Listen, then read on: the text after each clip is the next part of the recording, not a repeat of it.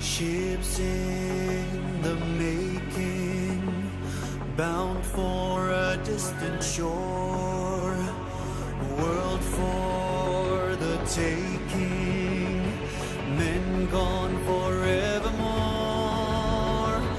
boarding and setting sail. Sexto Continente, dirigido por el obispo de Orihuela, Alicante, Monseñor José Ignacio Munilla.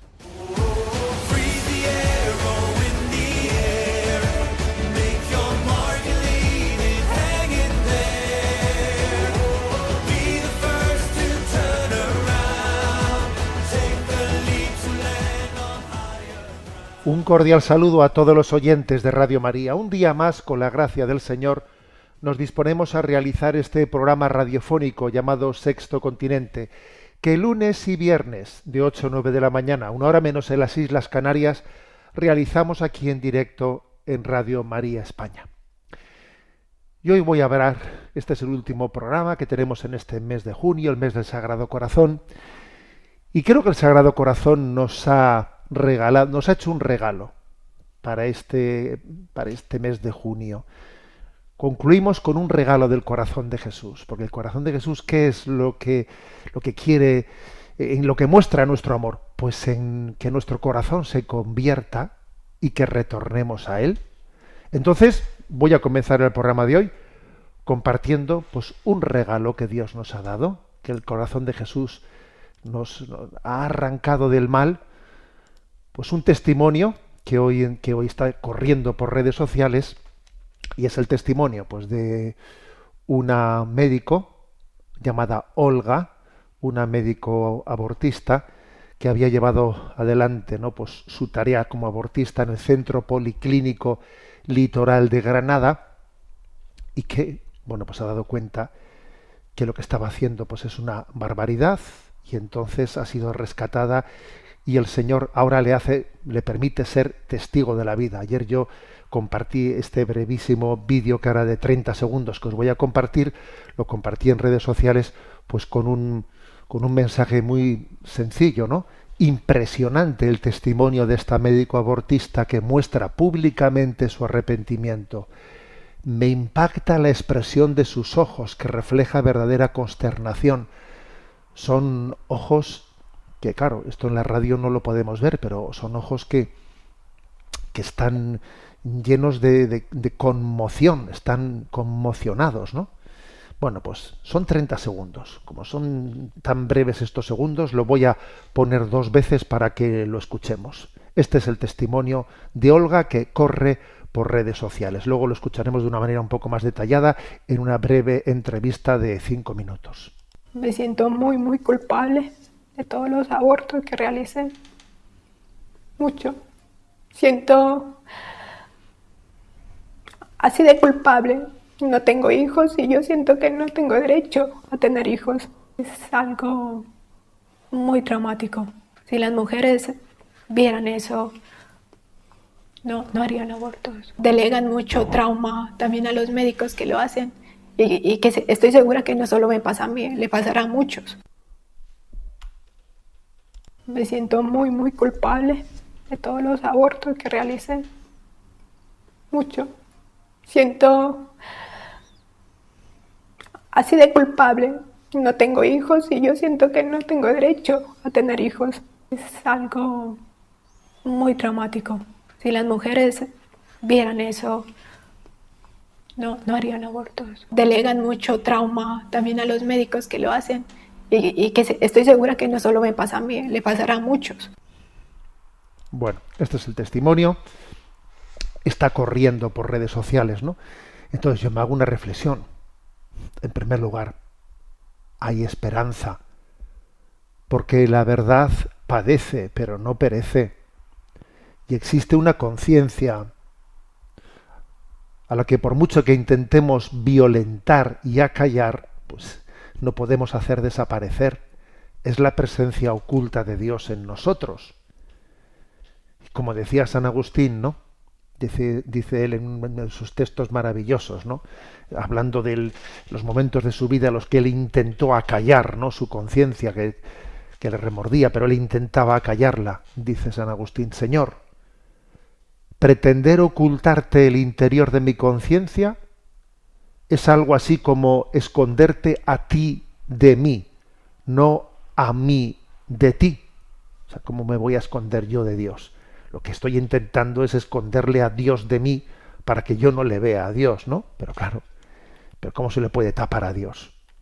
Entonces, pues la verdad es que lo importante es darnos cuenta que hay esperanza y que nos podemos abrir a la misericordia. Yo le pido a Dios que esta doctora, que Olga, se abra a la misericordia, ¿no? Y que ese dolor tan grande que tiene y que dice yo no tengo derecho a tener hijos, yo no tengo, que se abra la misericordia, ¿no? Que acoja el perdón de Dios para que se pueda perdonar a sí misma. Esto es curioso, ¿eh?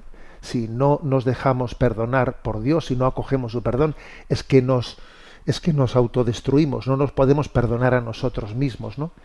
Y más aún, y descubrir que en todo lo que ha acontecido en nuestra vida hay también un designio de Dios, y esta mujer, Olga, pues ahora encontrará una vocación reparadora,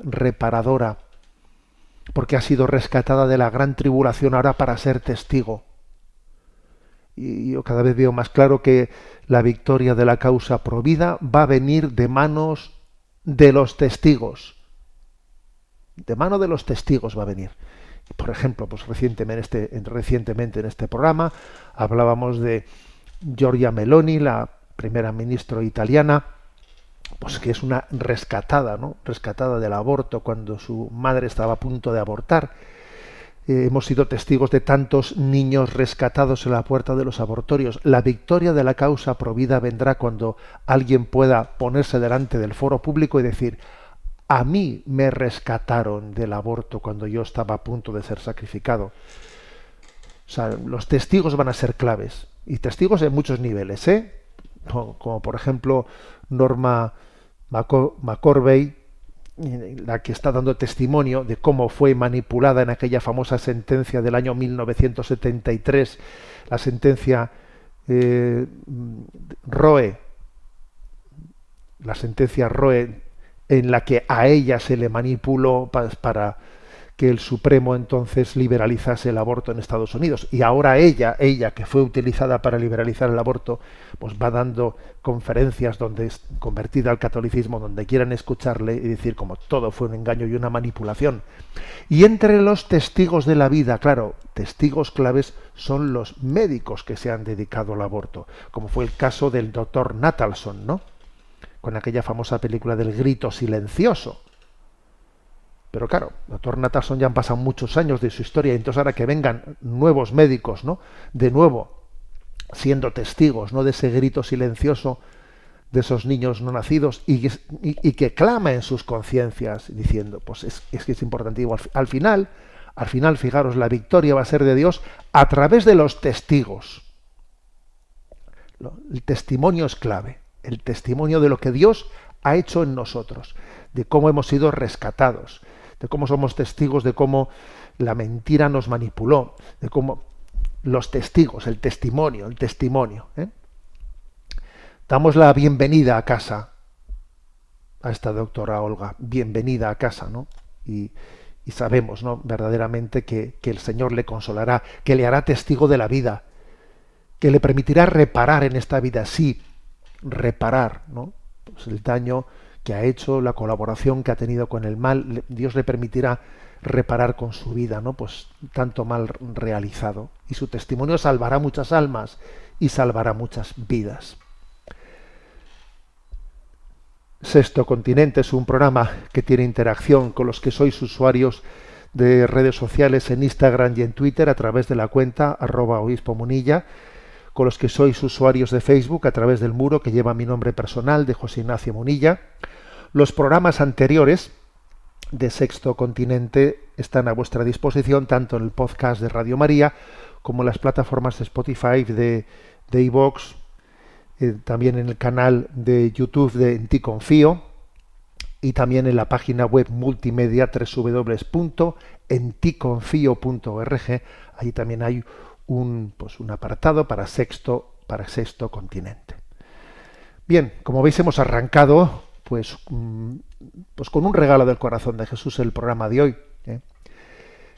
Ha sido la asociación Abogados Cristianos la que ha podido recoger una breve entrevista de 5 minutos realizada con esta doctora Olga, que como decimos que durante años ha trabajado en el Centro Policlínica Litoral de Granada. Entonces, como son 5 minutos, pues bueno, después de ese saludo de entrada, merece la pena que los escuchemos y lo voy a poner a continuación. Soy Olga, soy médico, trabajé en una clínica de aborto desde el año 2015 cuando llegué a España. La clínica donde trabajé había abortos de tipo farmacológico y abortos quirúrgicos por aspiración uterina. Habían irregularidades muy graves. Hubo muchas ocasiones en que se otorgaba un tratamiento abortivo farmacológico a pacientes que no estaban embarazadas. Por ecografía no se localizaba embarazo, se abusaba de la desesperación de la mujer, de la sospecha de que podía estar embarazada y se le daban los fármacos, aún sin constatar el embarazo. La auxiliar de enfermería daba consulta médica de aborto farmacológico, daba seguimiento médico a las pacientes a través de vía telefónica, de WhatsApp, de el proceso del método farmacológico, daban los fármacos. La mifepristona es un fármaco que solamente lo puede dar un médico, ni siquiera una enfermera, solo un médico, y lo daba un auxiliar de enfermería. Ella daba hacia la ecografía, hacia la historia clínica, obviamente pensaban que era la médico. A toda paciente se le decía que eran fármacos muy inocuos, que iban a tener como una regla, pero no es así. Son fármacos que pueden ocasionar hemorragias uterinas muy graves. A las pacientes que tomaban abortos farmacológicos se le daba medicación que no debería. Se le daba a la paciente en un sobre, se lo llevaba a su casa y es una medicación que no se debería de llevar a casa, se debe de tomar en una clínica. Puede ocasionar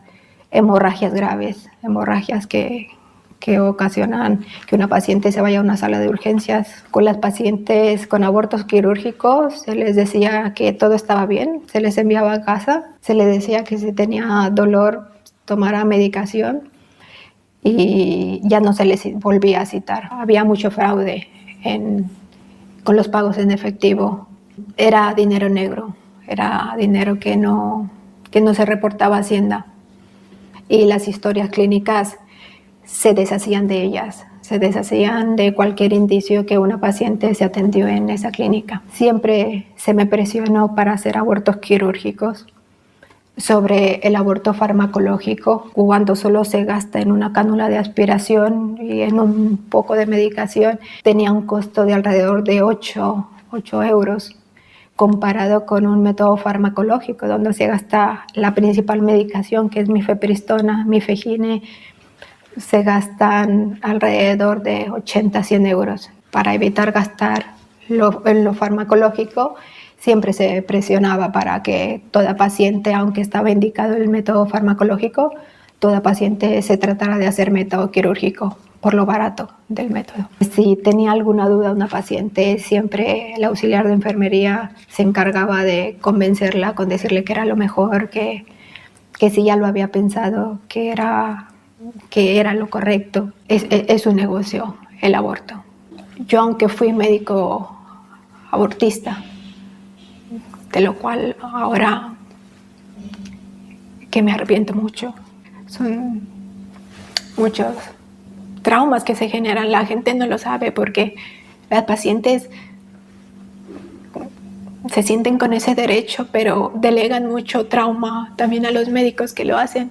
Y que estoy segura que no solo me pasa a mí, le pasará a muchos. Un embarazo donde tú ya ves un feto, un embarazo de más de 9 semanas, 10 semanas, que ya se ven extremidades. Es algo muy traumático. Si las mujeres vieran eso, no harían abortos. Yo creo que más del 90% de las pacientes que yo he atendido creo que no tenían justificación para un aborto. Una mujer que atiendo 4, 5, 6 veces no puede decir que es un descuido, no puede decir que tiene el derecho de hacer un aborto 6 veces, 8 veces. Se notará un poco hipócrita porque estuve 8 años trabajando ahí, pero te ciegas cuando estás ahí. Cuando estás fuera ya lo ves. Aún me siento muy, muy culpable de todos los abortos que realicé. Mucho. Siento así de culpable. No tengo hijos y yo siento que no tengo derecho a tener hijos. Si las administraciones dieran más apoyo a una mujer embarazada y se les diera a conocer esos apoyos, muchas abortan por problemas económicos. Si se les diera más apoyo, estoy segura que no optarían por el aborto. La labor de abogados cristianos es muy importante y por eso me puse en contacto con ellos, porque las mujeres, todos deberían saber lo que es este negocio del aborto. Bueno, pues hasta aquí este testimonio de esta mujer, de esta médico abortista Olga rescatada. Y como decíamos, ¿no?, en la introducción del programa, los testigos son el gran instrumento del que el Señor, la providencia, se va a servir para rescatar al mundo de las tinieblas, de la oscuridad en las que está sumergido. Bien, vamos adelante en este programa de Sexto Continente y me quiero hacer eco de un tema tratado así, digamos, como forma, si no monográfica, como tema central del número 72 de la revista Misión.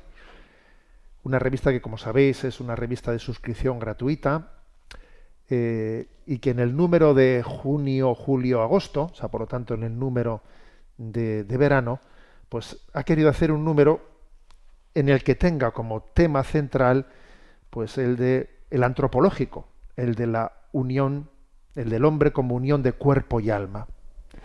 El cuerpo espejo del alma, ¿no? El reflejo del alma es el cuerpo. Bueno, pues me parece que es un número muy interesante, y voy a hacerme eco de algunos aspectos así centrales. Bueno, lo primero que Javier Lozano hace, ¿no?, pues una pequeña descripción de cómo está la situación, ¿no?, y la importancia de descubrir pues el origen y el fin de nuestro cuerpo, ¿no?, de entender que nuestra identidad, ¿no?, el cuerpo es espejo del alma. Bueno, con un poco de humor, dice Javier Lozano que una imagen vale por 1000 palabras y que solo hace falta dar un breve paseo por una playa concurrida o por las principales calles de la ciudad para percibir la pérdida del valor de las personas y la instrumentalización del cuerpo. Y dice con un poco de humor, la cantidad de tela en la ropa de baño así ha ido disminuyendo a la misma velocidad que el número de niños que se pueden ver jugando en la arena. Es decir, que se viste con muy poco pudor, basta ir por las calles, ¿no? La sociedad ha cambiado la iglesia por el gimnasio. El templo de nuestros días es el gimnasio, ¿no?, donde el culto al cuerpo, que no tanto su cuidado, ha tomado categoría de mandamiento social. Y los referentes de los más jóvenes son personajes famosos, tatuados hasta el extremo o que visten de manera extravagante. En este caso, lo que dice el refranero, queda constatado también con cifras, ¿no? El 40% de los españoles entre 16 y 35 años tiene al menos un tatuaje en su cuerpo. Unos 700.000 varones de esta franja de edad podrían sufrir vigorexia, un trastorno mental por el cual se da una obsesión por el estado físico. Y además en los últimos años se han disparado un 215% las intervenciones de cirugía estética, superando con creces las 200.000 intervenciones de cirugía estética al año. Bueno, por otra parte España, ¿no?, ha experimentado un preocupante boom de personas, la mayoría muy jóvenes, que afirman estar atrapadas en un cuerpo equivocado. Aquí en la Comunidad Valenciana, desde la que os hablo, Por poner un ejemplo, los casos atendidos de quienes dicen de ser trans, de haber sido atrapados en un cuerpo equivocado, han crecido más de un 10.000%, más de un 10.000% entre 2016 y 2021, ¿no? Todo este aluvión de casos, aparentemente con poca relación entre sí, ¿no?, revela el mismo problema de fondo. Hoy el cuerpo se ha convertido en un fin en sí mismo y se ignora su significado real, que no es otro que la persona es imagen de Dios. Estamos creados a imagen de Dios y somos una unión sustancial de cuerpo y alma. Es que este es uno de los mayores... A mí me habéis escuchado muchas veces decir que en este momento, a estas alturas de la crisis, ya el problema se ha convertido en antropológico, en no saber quién soy, en no entenderme a mí mismo, ¿no? Entonces, no sabemos, o sea, vivimos que o bien despreciamos nuestro cuerpo, o bien nos obsesionamos con él. Decimos, ¿no? Mi cuerpo es mío y hago con él lo que quiero, ¿eh? A ver, vamos a ver. Yo no tengo un cuerpo, sino que el cuerpo es la visibilización de la persona, ¿no? Y entonces, como no sabemos lo que somos, no entendemos nuestra identidad, pasamos fácilmente del culto al cuerpo al desprecio del cuerpo. Pero bueno, ¿en qué quedamos? Vamos a ver. ¿Cómo se puede al mismo tiempo dar culto al cuerpo y luego despreciar tu cuerpo y pretender desprenderte de él? Pero ¿cómo es posible? Porque soplar y sorber al mismo tiempo no es posible. Pues bueno, es un indicio de la pérdida de rumbo, o sea, de haber perdido la conciencia de nuestra identidad. Es tan importante saber que somos una unión sustancial de cuerpo y alma, que el cuerpo es el reflejo, el espejo del alma, y que hemos sido creados, y que por ello esa identidad, ¿no?, esa identidad corporal y espiritual al mismo tiempo, en ella hemos sido creados a imagen y semejanza de Dios. Cuando uno pierde esta conciencia, entra en crisis, pues como entramos en crisis en nuestra generación, ¿no? Bueno, entonces en este número de emisión, pues hay distintas firmas de personas, por la verdad es que muy bien seleccionadas, bien capacitadas, hablando de todos estos aspectos, y al final se hace pues una especie de pequeño resumen de 8 claves.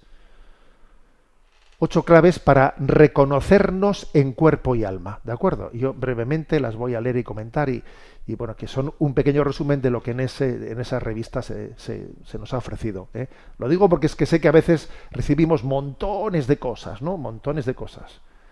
Madre mía, yo cuando diariamente abro el correo y ves la cantidad de publicaciones y cosas que llegan, dice uno, madre mía, pero si es imposible asomarse a todo. Es imposible asomarse a todo. Bueno, pero a veces hay ciertas perlas preciosas que yo creo que hay que atenderlas especialmente, ¿no?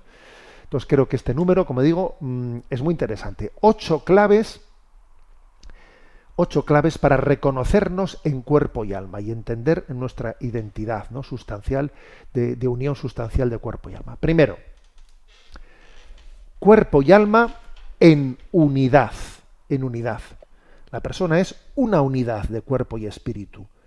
Todo lo que se hace con el cuerpo afecta a la persona entera. Por eso, para custodiar el alma necesitamos también custodiar el cuerpo, que da visibilidad a todo el ser. No podemos resignarnos a hacer lo que nos pide el cuerpo, ¿eh? O sea, es decir, el cuerpo y el alma son una unidad. Y una de las mayores heridas, ¿no?, heridas que existen, es la del dualismo. El cuerpo por un lado y el alma por otro. La herida del dualismo, pues que ya estaba presente, ¿no?, antes de Jesucristo, pues, toda esa tendencia platónica dualista, pero después también de la llegada de Jesucristo el dualismo se hizo presente por aquí y por allá, y muchas de las herejías también cristianas estaban infectadas de dualismo, y la Iglesia luchó con firmeza frente a ellas, ¿no? Entonces, digamos una cosa, nosotros no tenemos un cuerpo, somos una unión de cuerpo y alma. El cuerpo no es algo que se tiene, el cuerpo se es.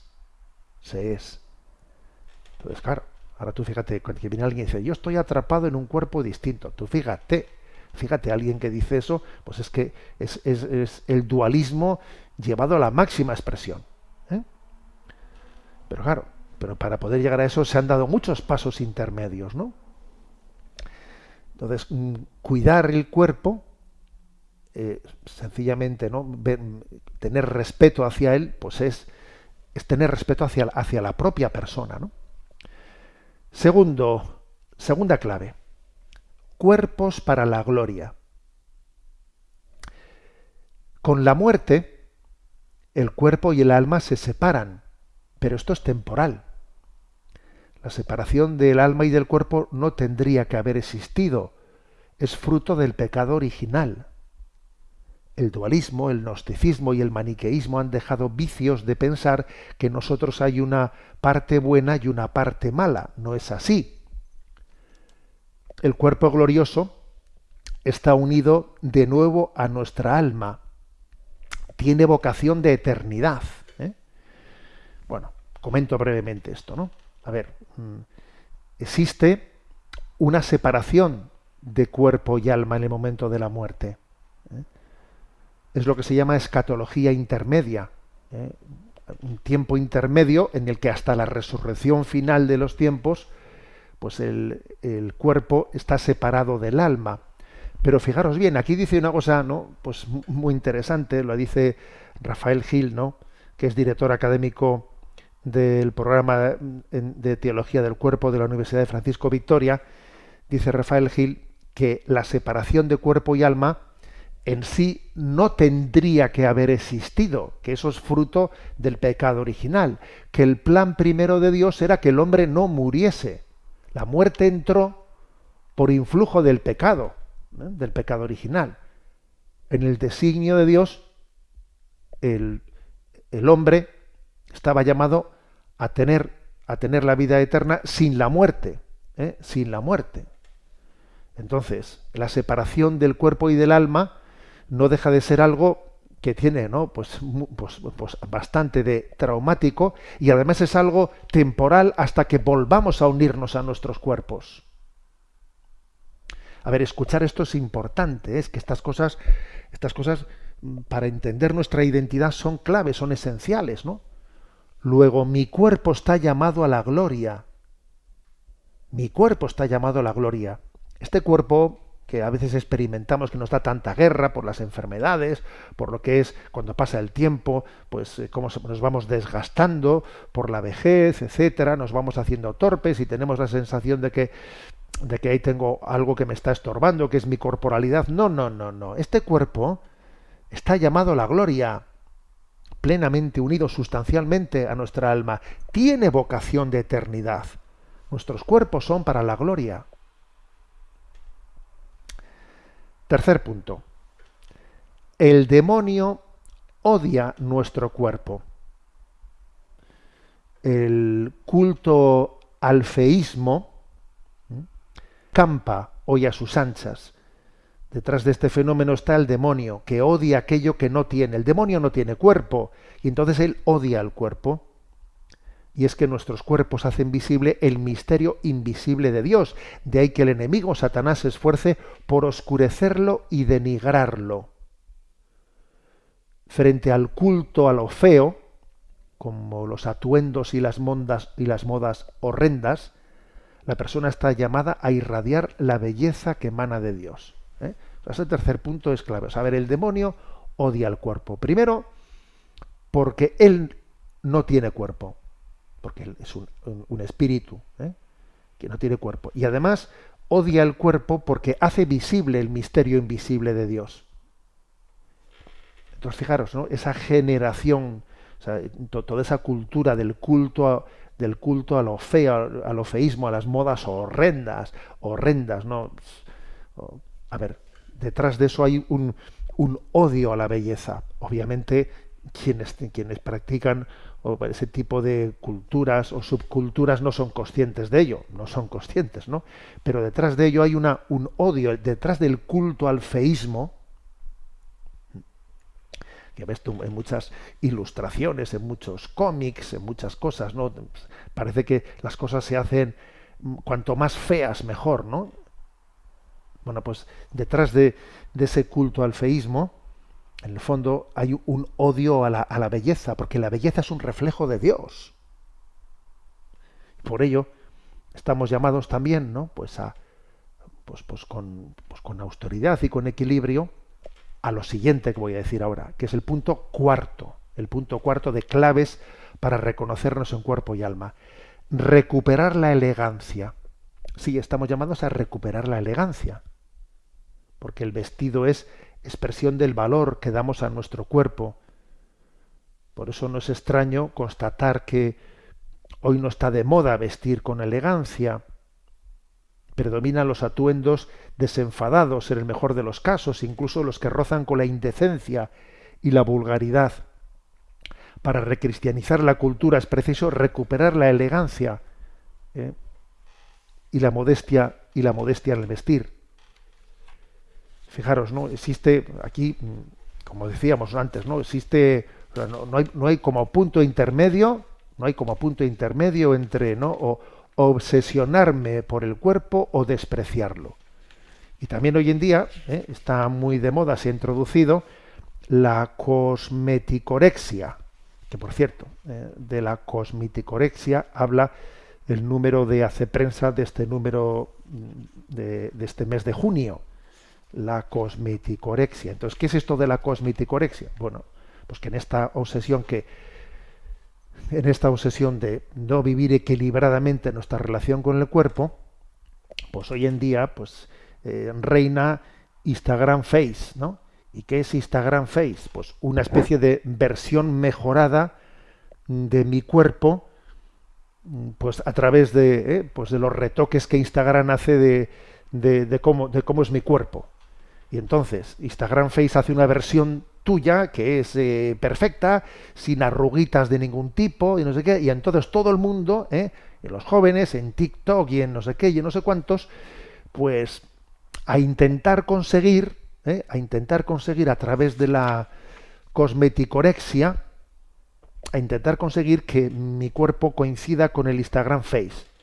Porque se ha hecho una imagen mía de cómo sería yo, y es increíble, ¿no? Hasta qué punto entonces pues se está generando una obsesión, una nueva obsesión. Las redes sociales influyen de forma negativa para la promoción de estándares de belleza poco realistas, en comparación constante con los demás. A ver, porque en el fondo no te quieres a ti mismo, no te has aceptado a ti mismo. Y no sabes, como he dicho antes, si obsesionarte por tu cuerpo o despreciarlo. Entonces, frente a este desquiciamiento, lo que dice, ¿no? Esta cuarta clave de cómo reconocerse en alma y cuerpo, a ver, valorar nuestro cuerpo, luchar contra esa especie de culto al feísmo y contra la obsesión contraria, que es la cosmeticorexia y cosas por el estilo. Y vamos a recuperar también la elegancia, ¿no? La sencillez y la elegancia que superen la indecencia y la vulgaridad son importantísimas. Son importantísimas, ¿no? Yo, por cierto, podría decir algunas cosas, no me voy a meter en esto ahora, pero podría decir algunas cosas que a veces cuando vas a confirmar, a veces a la hora de intentar vestirnos elegantemente para una confirmación, a veces hay una falta de gusto en la manera de prepararse, en la manera a veces confundimos elegancia con erotización, por Dios. La modestia y la elegancia son absolutamente conjugables. Es más, es que me parece que no existe elegancia sin modestia, ¿no? Entonces, recuperar la elegancia. Quinta clave. Descubrir o redescubrir la castidad. La castidad, que es la virtud, la gran olvidada, es esencial para aceptar nuestro cuerpo y nuestra alma en nuestra vida. Urge volver a proponer decididamente la castidad a niños, jóvenes y adultos de todas las edades, ¿no? Porque gracias a ella podemos integrar el impulso erótico en la vocación al amor.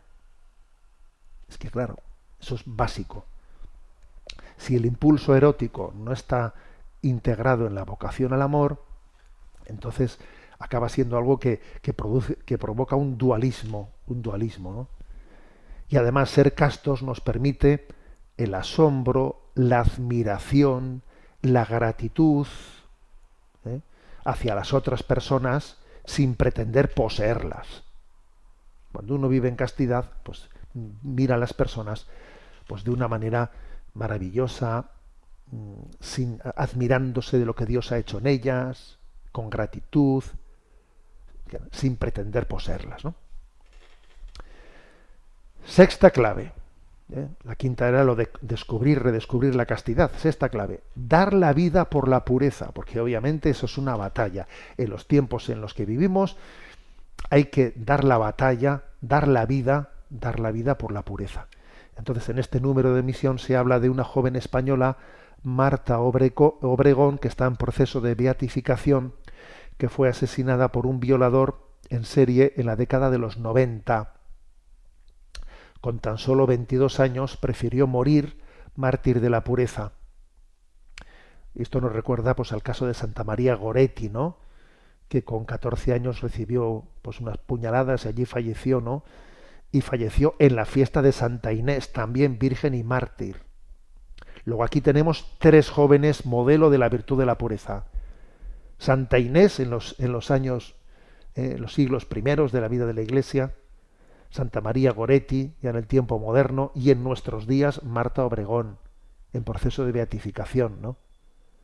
Bueno, dar la vida por la pureza. Necesitamos modelos, ¿no?, testigos, como decía también antes, ¿no? Y séptima clave, mirada cristalina. La pureza de la mirada, la pureza de la mirada. Si alguien no te mira con respeto, es porque no valora tu altísima dignidad. Y tenemos que discernir la conveniencia de personas también fijándonos en sus miradas. Quien está esclavizado por la lujuria o el egoísmo no es libre para amar. Y a la hora de discernir, pues uno tiene que discernir: Señor, dame, si mi vocación es al matrimonio, dame la gracia de tener, ¿no?, pues un esposo, una esposa, un novio de mirada cristalina, o lo mismo una amistad con mirada cristalina. O sea, es una manera de discernir. La mirada discierne claramente cómo es el alma. Y octava clave, dejar actuar a la gracia. San John Henry Newman afirmaba que las grandes cosas requieren tiempo.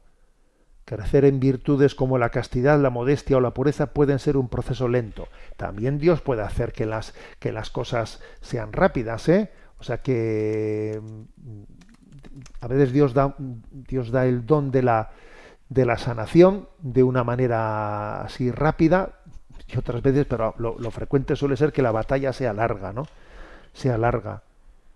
Y tenemos que tener paciencia con nosotros mismos y dar tiempo a la gracia para que triunfe en nosotros, ¿no? Lo dice especialmente Eric Barden, monje trapense, que es entrevistado en este número de la revista Misión, ¿no? Dice: nunca pierdas la fe en la misericordia de Dios. Es decir, la batalla por la pureza tiene que hacernos una y mil veces pedir la misericordia, porque cada vez que nos acercamos al sacramento de la penitencia, estamos siendo purificados, no solo perdonados, sino que nos estamos siendo elevados. El sacramento de la penitencia no solo nos da el perdón, también nos eleva, nos diviniza, nos asemeja al corazón de Cristo, vuelve a nuestra vocación de ser imagen de Dios, redescubre esa imagen de Dios presente en el hombre. Bueno, por lo tanto, pues aquí tenemos 8 claves para reconocerse en cuerpo y alma. Las dejo a vuestra reflexión. Bueno, hoy es el último programa dentro del mes del Sagrado Corazón de Jesús.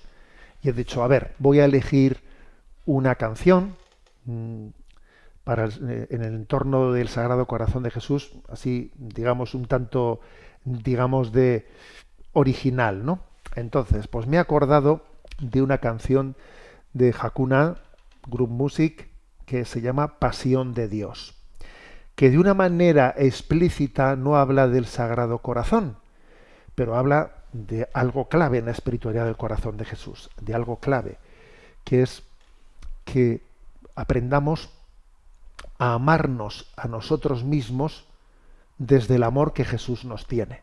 Jesús dijo en el Evangelio, amarás al prójimo como a ti mismo. Ya, pero esa expresión de Jesús tiene un previo, y el previo es que algunos no se aman a sí mismos. Entonces, ¿cómo vas a amar al prójimo si no te amas a ti mismo? Es que para amarnos a nosotros mismos necesitamos tener la experiencia de que somos amados por Dios, somos amados por Jesús. Dios tiene pasión hacia nosotros. Entonces, ¿cómo me voy a despreciar yo a mí mismo si Dios me quiere, si Dios me ama? Este creo que es un gran mensaje de la espiritualidad del corazón de Jesús. Leo brevemente algunas estrofas de esta canción. ¿Por qué tengo miedo de mí mismo? ¿Por qué no disfruto hoy de cada minuto? ¿Por qué querría ser de un modo distinto? ¿Por qué vivo siempre en lo que haré? Tanta cosa para motivarme. Basta ya de maltratarme. Dime, Padre, ¿por qué no me quiero? Solo tu aprecio mata mi desprecio. Hazme oír lo que te gusto, que vea que me miras con pasión, que a nadie quieres tanto como a mí. Soy pasión de Dios. Me dicen que huya de mi debilidad. Tú me dices que permanezca en ella. Me valoran por éxitos y perfección. Tú disfrutas conmigo tal y como soy. Continúa la canción, pero creo que el mensaje pues es bien claro, ¿no? Es decir, el corazón de Jesús nos ayuda a fundar nuestra autoestima. Pasión de Dios, en honor al Sagrado Corazón de Jesús. Que tengo miedo de mí mismo, porque no disfruto hoy de cada minuto, porque querría ser de un modo distinto, porque vivo siempre lo que haré. Tanta cosa para motivarme, basta ya de maltratarme. Dime, Padre, ¿por qué no me quiero? Solo tu aprecio mata mi desprecio. Hazme oír lo que te gusto, que vea que me miras con pasión, que a nadie quieres tanto como a mí. Soy pasión de Dios.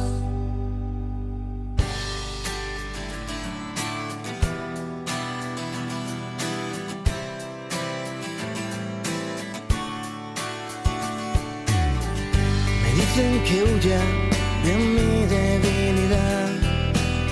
Tú me dices que permanezca en ella. Me valoran por éxitos y perfección.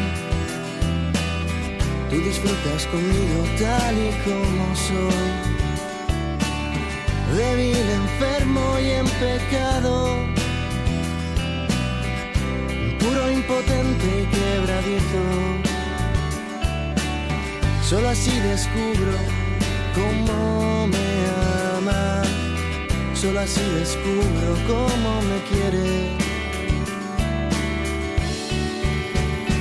Hazme oír lo que te gusto, que vea que me miras con pasión, que te recreas en mi belleza, que soy la niña de tus ojos, que a nadie quieres tanto como a mí, eres mi padre y enloqueces,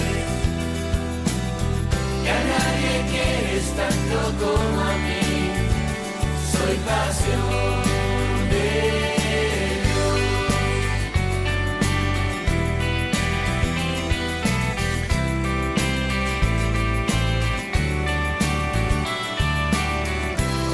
del mar y la solidez de la roca, con el ímpetu de la tormenta, la fuerza del vendaval, con esa misma contundencia tú me dices, tú eres mío, tú eres mío.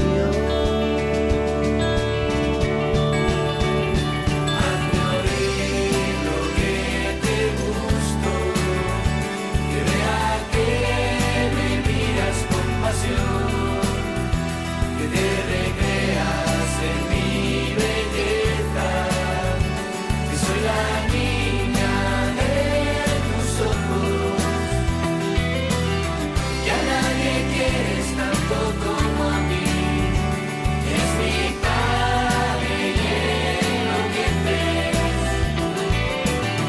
que a nadie quieres tanto como a mí, soy pasión.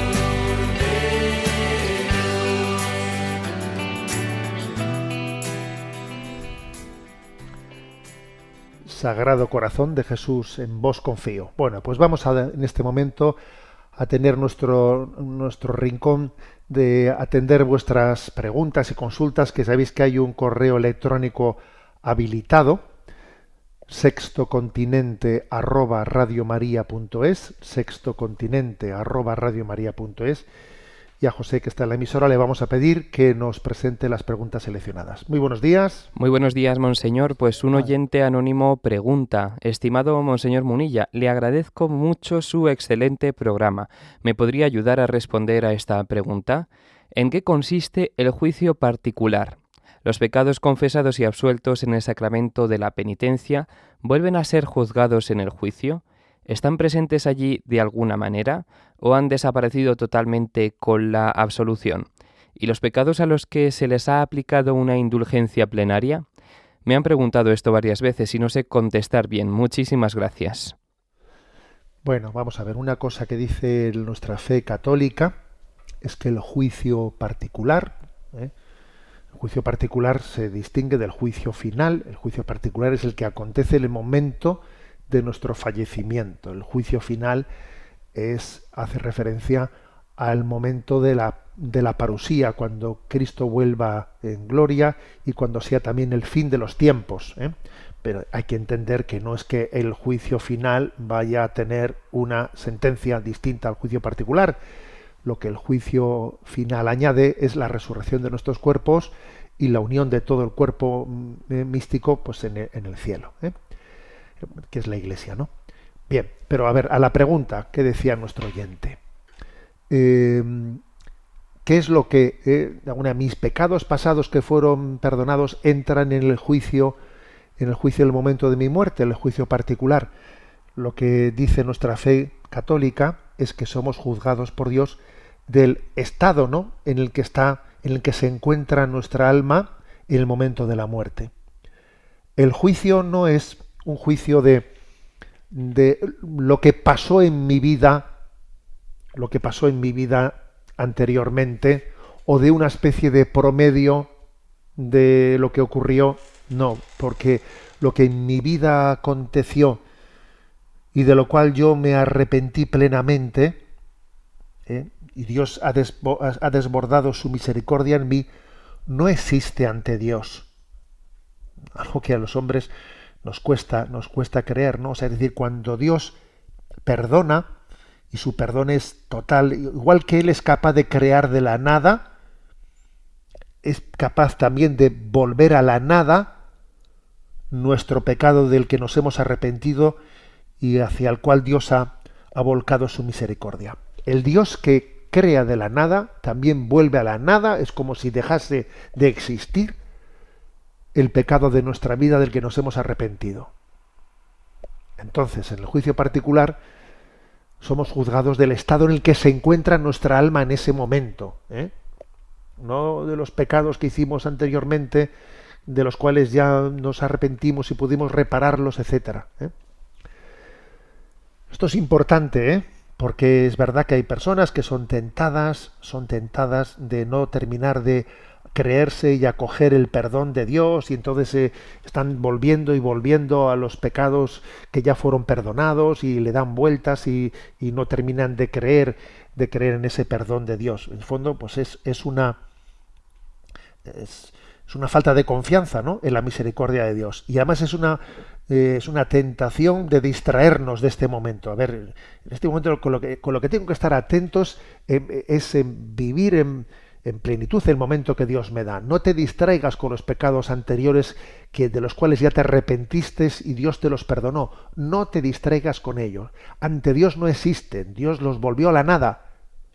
Tú ahora céntrate en el momento presente para más amar, para en todo servir. Céntrate en este momento.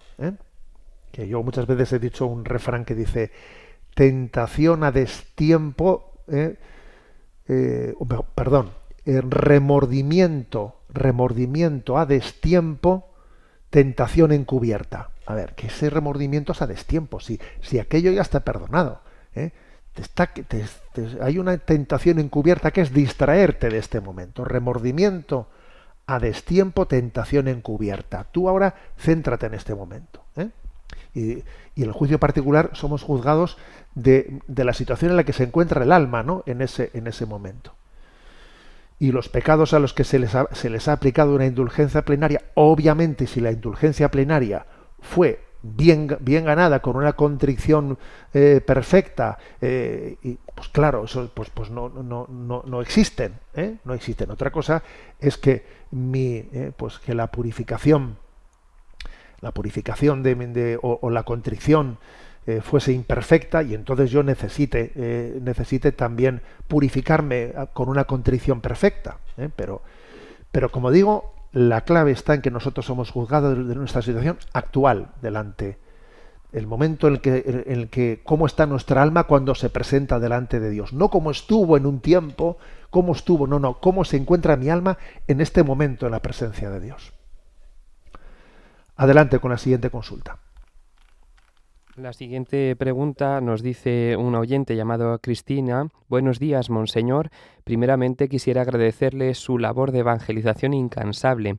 El pasado mes de abril pude asistir al congreso organizado por la Universidad Católica San Antonio de Murcia, el combate espiritual, ángeles y demonios, en el que usted pronunció la conferencia ¿Familias resistentes o claudicantes? Desde que la subí a su página web la he escuchado varias veces y siempre me surge la misma duda. Le comento. Soy una mujer de 37 años, casada con mi marido desde hace 14, del cual sigo enamorada y creo que es mi ayuda adecuada, así lo dice. Mi marido y yo siempre decimos que a nosotros, la Iglesia, nos ordena la vida y nos hace tener nuestras prioridades bien definidas, tener los pies en la tierra pero la mirada fija en el cielo. Y así es como queremos educar a nuestros hijos. Creemos que lo más grande que podemos transmitirles y dejarles en herencia es la fe, porque hemos comprobado en nuestras vidas que quien a Dios tiene nada le falta, nada. Ahora bien, yo soy trabajadora social en centros educativos de educación primaria y secundaria. Cada día veo el sufrimiento de los inocentes niños que son fruto y víctimas de situaciones familiares convulsas y desestructuradas o que nunca fueron estructuradas en realidad. Niños que sufren, cada vez son más, se refugian en pantallas, videojuegos, redes sociales, autolisis e intentos de suicidio, conductas agresivas o disruptivas y un largo etcétera. Y muchas veces sus padres o familiares no los pueden ayudar por estar en peores situaciones que ellos o directamente no existe una voluntad por hacerlo. Mi pregunta es, ¿qué pasa con estos niños y con estos padres? Nunca han conocido a Dios y tampoco quieren oír hablar de Él. ¿Están vendidos a los coletazos del demonio y del mundo? ¿Cómo se les puede ayudar? La mayoría de las veces pienso que la única ayuda real que pueden recibir es que se rece por ellos. Por último, quisiera preguntarle cómo hacer la consagración de mi familia a Jesús por medio del Inmaculado Corazón de María, como propone en su charla. Muchas gracias por su paciencia. Un abrazo fuerte. Bueno, vamos a ver. Ciertamente, esa situación, ¿no?, que refleja el oyente nos explica, o sea, nos explica por qué pues el Evangelio nos dice con claridad que no podemos juzgar a nadie, que no estamos en capacidad de juzgar a nadie, porque claro, no somos conscientes de la cantidad de limitaciones que pueden existir, que están de alguna manera pues condicionando la respuesta moral de las personas. Los condicionantes educacionales, pues sin duda pueden ser muy grandes, ¿no? Nosotros no podemos juzgar a nadie, más bien tenemos que decir, madre mía, con el regalo que he recibido en el seno de la familia, si soy un privilegiado. Yo cuántas veces os puedo decir que como sacerdote, viendo y atendiendo tantas heridas familiares, a veces dices, madre mía, pero qué privilegio he tenido en mi vida de tener una familia estructurada, etcétera. Claro, yo muchas veces me he dicho a mí mismo, ¿cómo voy a juzgar yo a nadie? Mira a este chaval, pero mira, fíjate tú, su familia, cómo están. Y te ves a ti mismo y dices, yo no puedo juzgar a nadie, ¿no? Solamente Dios es capaz de hacerlo. Entonces, esto es muy importante. Dios tiene un designio y a esas personas les ama. Y sí que voy a decir que por algo también nos hemos cruzado con ellas en esta vida. Si nuestros caminos se han cruzado, yo sé que Dios tendrá muchas formas de llegar a sus corazones y darles un consuelo y darles también la oportunidad de la vida eterna. Se lo va a ofrecer, se lo está ofreciendo, pero de momento tiene uno, y es que yo me he cruzado en su vida. Si yo me he cruzado en su vida como también pues la oyente, como trabajadora social, se ha cruzado en su vida, aquí Dios me da una oportunidad de dar un atisbo de luz, un testimonio de amor. Pues yo a por él, a por él, a por él. Y con respecto a cómo hacer la consagración al corazón de Jesús por el corazón inmaculado de María, es fácil buscar algunas fórmulas, pero yo también le aconsejo servirse del ofrecimiento diario que se hace, ¿no?, también en esta radio, en Radio María, que es un modelo muy importante de cómo consagrarse al corazón de Jesús por el corazón inmaculado de María. Tenemos el tiempo cumplido. Me despido con la bendición de Dios Todopoderoso, Padre, Hijo y Espíritu Santo. Alabado sea Jesucristo.